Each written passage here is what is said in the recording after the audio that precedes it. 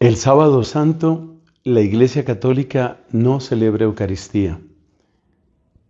Es una manera, yo diría, dramática, litúrgica, mística, de unir a la esposa con el esposo.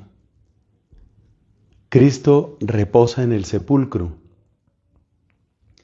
y la Iglesia, podemos decir, velando junto al sepulcro, se une a su inmenso amor, a ese amor que ha quedado en el silencio de la tumba. Por eso se dice que el sábado santo es el día del gran silencio. Pero en ese silencio encontramos el rostro demacrado y lloroso, pero también creyente y esperanzado de María Santísima. Por eso el sábado santo es también el día en el que recordamos y celebramos el misterio del dolor de María, vivamente unida, profundamente unida, completamente unida a su Hijo en el misterio de la redención. Ver a María resulta conmovedor.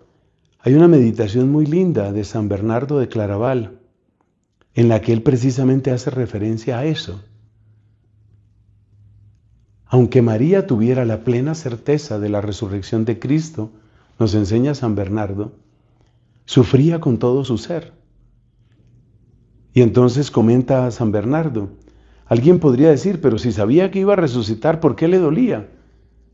Y entonces responde él, ¿qué clase de ser humano eres tú que ves ese sufrimiento de ella y no te importa y no te duele?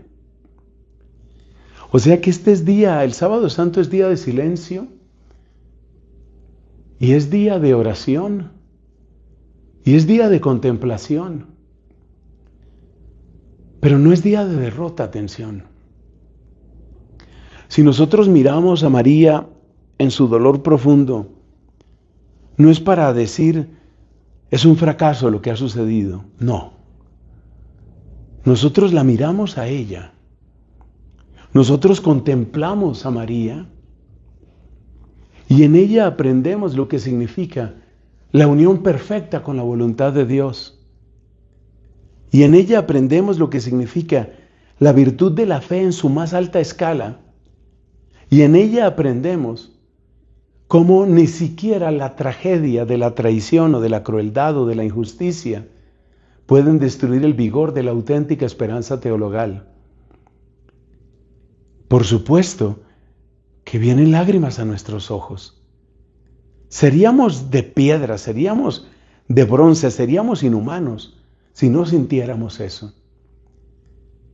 Pero que esas lágrimas sirvan como lentes que nos permiten contemplar que hay unión con la voluntad de Dios, que hay un amor incalculable, que hay una fe perfectísima y que hay una esperanza robusta.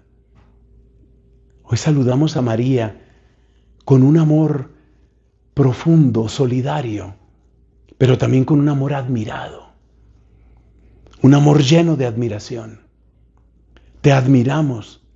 Te damos gracias, te bendecimos, María Santísima, que vas delante de nosotros en el camino de la fe, en el camino de la esperanza y en el camino del amor. Gracias, Santa Virgen de las Vírgenes, gracias, Madre Dolorosa, y que tu silencio nos enseñe. Bendita cátedra tu silencio, bendita maestra, aquella que no abre su boca, pero tiene el corazón plenamente abierto al querer de Dios. Gracias, María. Gracias.